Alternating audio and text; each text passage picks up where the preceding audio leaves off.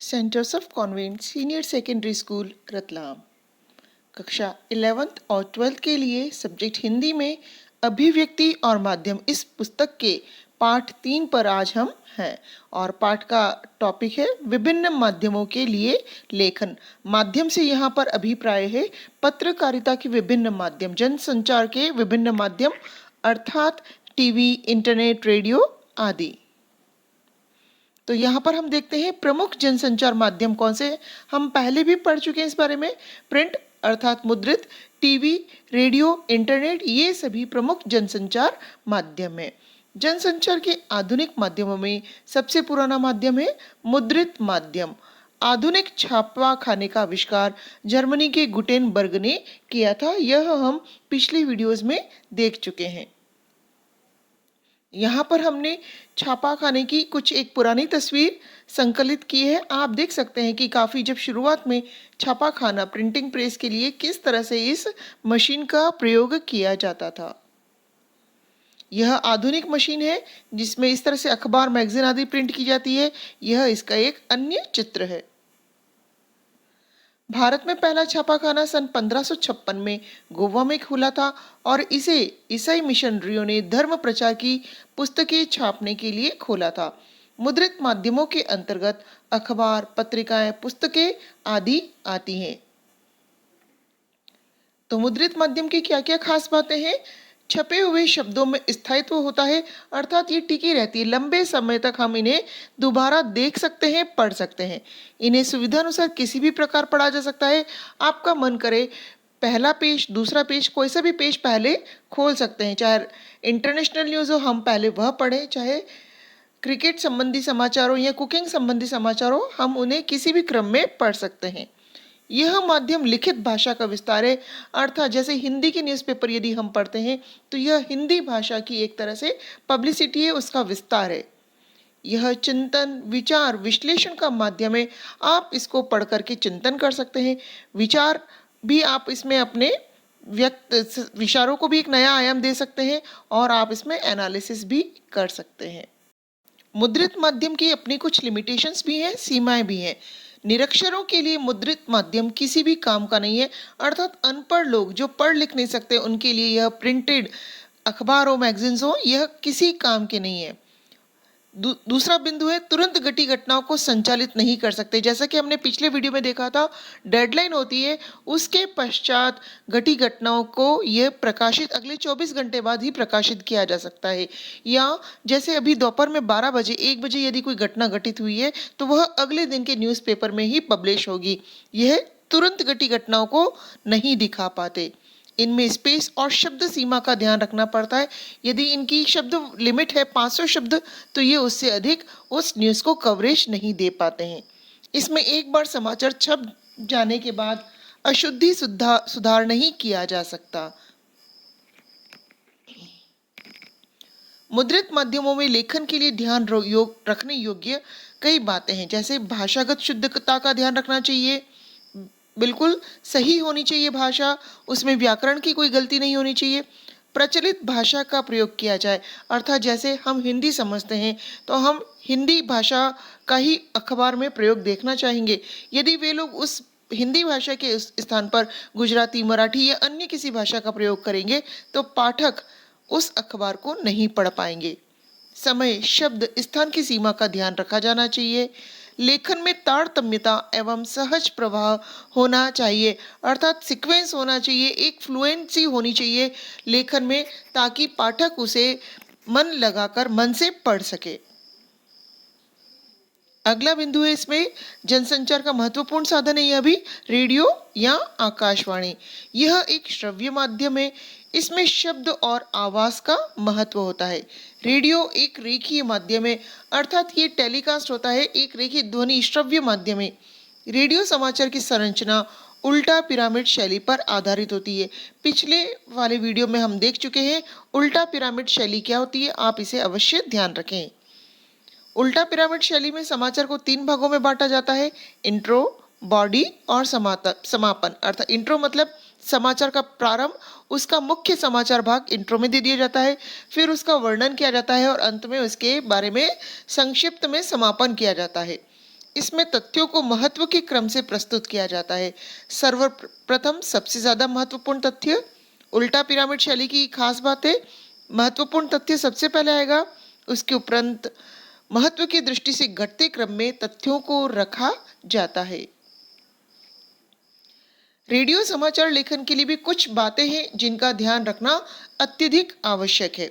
जैसे समाचार वाचन के लिए तैयार की गई कॉपी साफ सुथरी और टाइप्ड कॉपी हो, अर्थात जब समाचार रीडिंग के लिए तैयार किया जाए, कॉपी तैयार की जाए, तो वह बिल्कुल साफ सुथरी हो और स्पष्ट लिखा गया हो, उसको टाइप करके प्रस्तुत किया जाए, अन्यथा रीडर उसमें गलतियां कर सकता है। कॉपी को ट्रिपल स्पेस में टाइप किया जाना चाहिए, पर्याप्त हाशिया छोड़ा जाना चाहिए, अर्थात पेज के दोनों ओर पर्याप्त जगह छोड़ी जानी चाहिए, मार्जिन छोड़ा जाना चाहिए। अंकों को लिखने में सावधानी बरतनी चाहिए। सपोज वहां पर यदि हमें 10,000 लिखने हैं, 1,00,000 लिखना है, तो 1 के आगे 5 शून्य लिखने से बेहतर है उसे शब्दों में लिखा जाए, 1 और लाख, इस तरह से लिखने पर तुरंत वहां पर रीडर पढ़ पाएगा। संक्षिप्त अक्षरों के प्रयोग से बचा जाना चाहिए। यदि कुछ प्रसिद्ध संक्षिप्त अक्षर है तो आप भली उन्हें दे सकते हैं, जैसे यूनिसेफ। यदि आप यह बोलेंगे तो पाठक के समझ में आ जाएगा यूनिसेफ। लेकिन यदि आप किसी टफ वर्ड के बारे में बोलते हैं, कोई और ऐसा संक्षिप्त अक्षर जो दर्शकों तक संबंध नहीं बना पाएगा, तो ऐसे में उलझन होगी। तो बेहतर है आप उसमें पूरे शब्द का प्रयोग करें, जैसे AIR, इसकी जगह बोला जाना चाहिए ऑल इंडिया रेडियो। जनसंचार के बहुत सारे माध्यम हैं, हम पहले भी इनके बारे में पढ़ चुके हैं। आज हम यहाँ पर टेलीविजन के विविध चरणों के बारे में पढ़ेंगे, किस तरह से उसमें समाचार लेखन होता है और किस तरह से न्यूज़ टेलीकास्ट की जाती है। तो दूरदर्शन जनसंचार का सबसे लोकप्रिय और सशक्त माध्यम है। इसमें ध्वनियों के साथ साथ दृश्यों का भी समावेश होता है। इसके लिए समाचार लिखते समय ध्यान रखा जाता है कि शब्द और पर्दे पर दिखने वाले दृश्य में समानता हो, अर्थात शब्द मानो पीछे सिनेमा से संबंधित किसी समाचार के चल रहे हो और पर्दे पर कोई राजनीतिक दृश्य दिखाई दे रहा हो, तो ऐसे में तालमेल नहीं मेल हो पाएगा। तो उचित हो कि जो बोला जा रहा है उसी से संबंधित दृश्य भी दिखाया जाए। दूरदर्शन में कोई भी सूचना निम्न चरणों या सोपानों को पार कर दर्शकों तक पहुंचती है। तो ये हमने विविध चरण बताए हैं, इन सारे स्टेप्स को क्रॉस करके ही हम दर्शकों तक न्यूज़ आती है। सबसे पहले जैसे फ्लैश या ब्रेकिंग न्यूज़, आजकल हम सभी लोग इसके बारे में बहुत कुछ जानते हैं। दूसरा बिंदु है इसका ड्राई एंकर, तीसरा पॉइंट है फोन इन, चौथा पॉइंट है एंकर विजुअल, और पांचवा बिंदु है एंकर बाइट, छठा लाइव, और सातवां है एंकर पैकेज, जिसे हम अगली स्लाइड्स में देख रहे हैं। तो सबसे पहला पॉइंट है फ्लैश या ब्रेकिंग न्यूज़। सबसे पहले कोई बड़ी खबर फ्लैश या ब्रेकिंग न्यूज़ के रूप में तत्काल दर्शकों तक पहुंचाई जाती है। इसमें कम से कम शब्दों में महज सूचना दी जाती है। जैसे यहाँ पर हम देख सकते हैं भारत ने क्रिकेट मैच में कोई बहुत बड़ी जीत हासिल की है, तो पूरा विवरण तो बाद में दिया जाएगा। ब्रेकिंग न्यूज़ पहले ही वहाँ पर दिखाई जाती है कि भारत ने 60 रन के साथ पाकिस्तान पर विजय प्राप्त की। तो इस तरह से फ्लैश न्यूज़ बिल्कुल संक्षिप्त, कम से कम शब्दों में जल्दी से जल्दी उसे टेलीकास्ट किया जाता है। ड्राई एंकर, तो यहाँ पर आपको कुछ अजीब सा अवश्य लग रहा होगा। एंकर हम सभी समझते हैं, उसके पहले ड्राई लगाने का क्या मतलब है। तो देखते हैं, इसमें एंकर खबर के बारे में दर्शकों को सीधे सीधे बताता है, कहाँ, क्या, कब, कैसे हुआ, वह डायरेक्टली न्यूज़ के बारे में लोगों को बता रहा है। लेकिन तब तक खबर के दृश्य नहीं आ रहे हैं। जब तक खबर के दृश्य नहीं आते, एंकर दर्शकों को रिपोर्टर से मिली जानकारियों के आधार पर सूचनाएं पहुंचाता है, अर्थात जिस सूचना में केवल अभी सूचना ही है, दृश्य उपलब्ध नहीं हो रहे हैं, पत्रकार के जरिए न्यूज़ एंकर तक आती है और एंकर उसे केवल बोल करके दर्शकों तक पहुंचाता है, वह ड्राई एंकर कहलाता है। तीसरा चरण है इसका फोन इन। इसके बाद जब खबर दर्शकों तक पहुंचती है, खबर का विस्तार होता है, कुछ खबर को और ज़्यादा डिटेल में बतानी होती है, तब एंकर रिपोर्टर से फ़ोन पर बात करके सूचनाएं दर्शकों तक पहुंचाता है। जैसे दिल्ली में बहुत बारिश हो रही है अभी और एंकर तक अभी उसकी दृश्य उपलब्ध नहीं है, तो ऐसी स्थिति में वह वहां पर उपस्थित रिपोर्टर से फ़ोन करके बात करके वहां की जानकारी लेता है और टीवी पर हमें फ़ोन के द्वारा एक जानकारी सी प्राप्त होती है, तो यह कहलाएगा फ़ोन इन, अर्थात फ़ोन के द्वारा एंकर बातचीत करता है, जानकारी जुटाता है और दर्शकों तक पहुंचाता है। इसमें रिपोर्टर घटना वाली जगह पर मौजूद होता है, वहां से उसे जितनी ज़्यादा से ज़्यादा जानकारियां मिलती है वह दर्शकों को बताता है। एंकर विजुअल, इसका अगला पॉइंट है एंकर विजुअल। जब घटना के दृश्य या विजुअल मिल जाते हैं तब उन दृश्यों के आधार पर खबर लिखी जाती है और उसे एंकर पढ़ता है।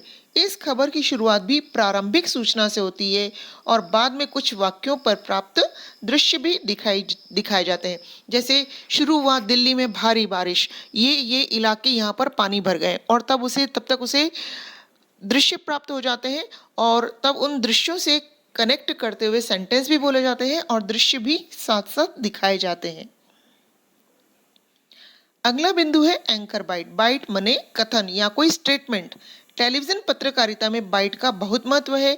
किसी भी खबर को पुष्ट करने के लिए इससे संबंधित बाइट दिखाई जाती है। किसी घटना की सूचना देने, उसके दृश्य दिखाने के साथ ही उस घटना के बारे में प्रत्यक्षदर्शियों का या संबंधित व्यक्तियों का कथन सुनाकर खबर को प्रामाणिकता प्रदान की जाती है। तो आप समझ गए होंगे, कोई भी खबर कहीं घटित हुई है, चाहे फोन के द्वारा चाहे दृश्यों के द्वारा वे हमें दे रहे हैं, लेकिन कई बार वहां पर घटना ऐसे घटित होती है कि उपस्थित लोगों का भी वहां पर बयान लिया जाता है, गवाहों से भी वहां पर इंटरव्यू की तरह स्टेटमेंट लिया जाता है और न्यूज़ पर उसे टेलीकास्ट दिखाया जाता है, ताकि हम उस पर विश्वास करें कि जो न्यूज़ दिखाई जा रही है वह सत्य है। उस खबर को प्रामाणिक बिल्कुल प्रूफ के साथ प्रस्तुत किया जाता है। जैसे कहीं पर कोई एक्सीडेंट हो गया है तो वहाँ के आसपास जो भी दुकानदार है या कोई और, उसका इंटरव्यू या उसका स्टेटमेंट लेकर के टेलीकास्ट करना, वह कहलाएगा, उसके कथन को दिखाना कहलाएगा एंकर बाइट। लाइव, इससे भी आप अच्छे से जानते हैं। लाइव यानी किसी खबर का घटना स्थल से सीधा प्रसारण। सभी टीवी चैनल कोशिश करते हैं किसी बड़ी घटना के दृश्य तत्काल दर्शकों तक सीधे पहुंचाए जा सके, चाहे अच्छी खबर हो चाहे बुरी खबर हो, लेकिन न्यूज़ चैनल यह प्रयत्न करता है कि बड़ी घटना के दृश्य तत्काल दर्शकों तक पहुंचे और इसके लिए मौके पर मौजूद रिपोर्टर, कैमरामैन ओबी वैन के जरिए घटना के बारे में सीधे दर्शकों को दिखाते और बताते हैं। तो यह बिंदु हमारे लिए बिल्कुल भी नया नहीं है, कई बार हम लाइव टेलीकास्ट देखते हैं। एंकर पैकेज, यह इसका अगला बिंदु है। पैकेज किसी भी खबर को संपूर्णता के साथ पेश करने का एक जरिया है। तो पैकेज, इस शब्द में ही बहुत कुछ अर्थ छिपा हुआ है। इसमें संबंधित घटना के दृश्य, इससे जुड़े लोगों की बाइट, ग्राफिक के जरिए जरूरी सूचनाएं आदि होती है। अर्थात इसमें दृश्य भी होते हैं, बाइट भी होती है, ग्राफिक के जरिए भी सूचनाएं दिखाई जाती हैं। टेलीविजन लेखन इन तमाम रूपों को ध्यान में रखकर किया जाता है। तो टेलीविजन के लिए जो समाचार लेखन होता है वह इन सारे बिंदुओं को ध्यान में रखकर किया जाता है। जहां जैसी जरूरत होती है वहां वैसे वाक्यों का इस्तेमाल होता है। शब्द का काम दृश्य को आगे ले जाना है ताकि वह दूसरे दृश्यों से जुड़ सके, अर्थात एक सीन दूसरे सीन से कनेक्ट होना चाहिए और यह कार्य एंकर अपने शब्दों से करता है। उसमें निहित अर्थ को सामने लाना है ताकि खबर के सारे आशय खुल सके। तो यहाँ पर हमने आपके लिए कुछ प्रश्न लिए हैं ताकि आप जान सकें कितना सीखा है। हम पढ़ चुके हैं आधुनिक छापाखाने का आविष्कार कहाँ, कब और किसने किया था। भारत में पहला छापाखाना कब, कहाँ, किसने और किस उद्देश्य से खोला था। समाचार लेखन की सर्वाधिक लोकप्रिय शैली कौन सी है। रेडियो के समाचार किस शैली में लिखे जाते हैं। आप इन सभी प्रश्नों के उत्तर जानते हैं और अवश्य ही इन्हें हल करें। पत्रकारीय लेखन, समाचार माध्यमों में काम करने वाले पत्रकार अपने पाठकों तथा श्रोताओं तक सूचनाएं पहुंचाने के लिए लेखन के विभिन्न रूपों का इस्तेमाल करते हैं।